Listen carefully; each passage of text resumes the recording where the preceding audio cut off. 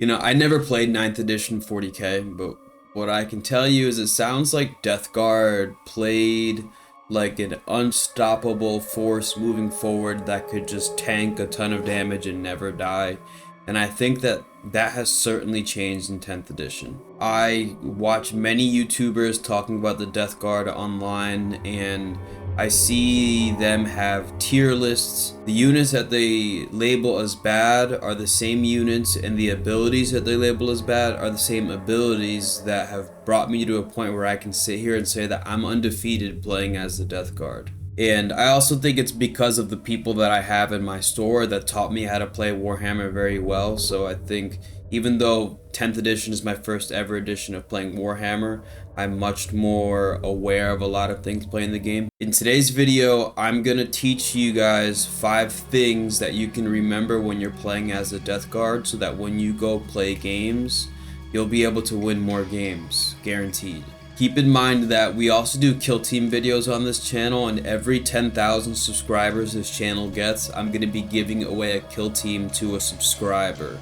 If you want more information on the giveaway, you can click on the link above my head over there. So in tip number 1, when we're talking about playing as a Death Guard, the Death Guard are no longer that indestructible force. The Death Guard units will die if you leave them out in the open. They are now an Alpha Strike Horde type team, which means in tip number 2, you're going to take all of your Plague Marines and all the Terminators that you have, and you need to make sure that they have that 9-inch of that Nurgle's aura to make your opponent's toughness reduced by 1. And the only way they can get to that reduced toughness is to save them by turn 3. Turn 3 is the turn that makes or breaks the game that you play.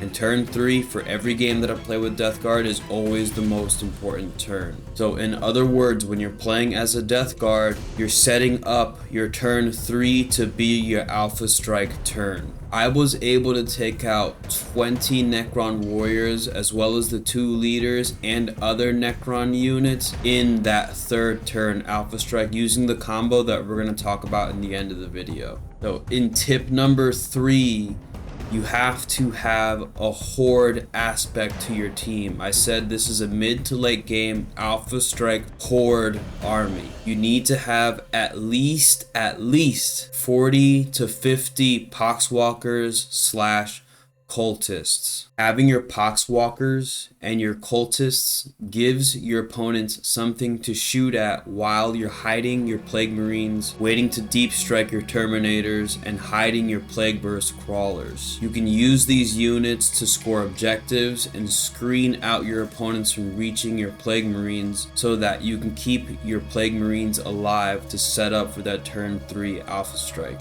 Also keep in mind, while you're moving those models around the field, your Poxwalkers and cultists, make sure that you're spreading them out as far as you can to deny any deep striking. It's almost like you're playing as Tyranids within your Death Guard. Spacing your models effectively is not going to give your opponents that 9-inch range they need to drop deep striking models into your backfield. I mean, if you're playing against an opponent that is banking and needs deep striking, denying them that deep strike puts them in a place where they just lose out on a giant portion of their army. Because in tip 4, when we're talking about the Plague Marines and the Terminators, you should always have them behind cover.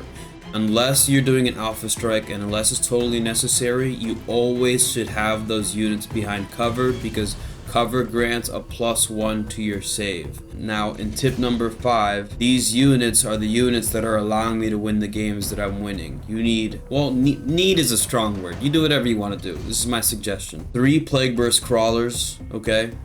And a noxious Blightbringer with the ability called the Droning. The Droning is an ability that forces your opponents to potentially take mortal wounds whenever they fail a battle shock test. The noxious Blightbringer also has an ability that makes their battle shock test rolls subtract by 2. So if they roll a 5, it is now a 3. Keep in mind that your plagueburst crawlers, when they land a plagueburst mortar shot, forces your opponents to take a battle shock at the end of that shooting. So not only are your opponents taking damage from the 3 plagueburst mortars or that unit that you're targeting, now they have to take battle shocks every time, which is going to be 3 times, which means that they're going to fail. And I've never seen an opponent pass one of those battle shock tests. They're going to fail the battle shock every single time, and then they're going to take mortal wounds on top of that. I don't know what the damage calculations is for that, but every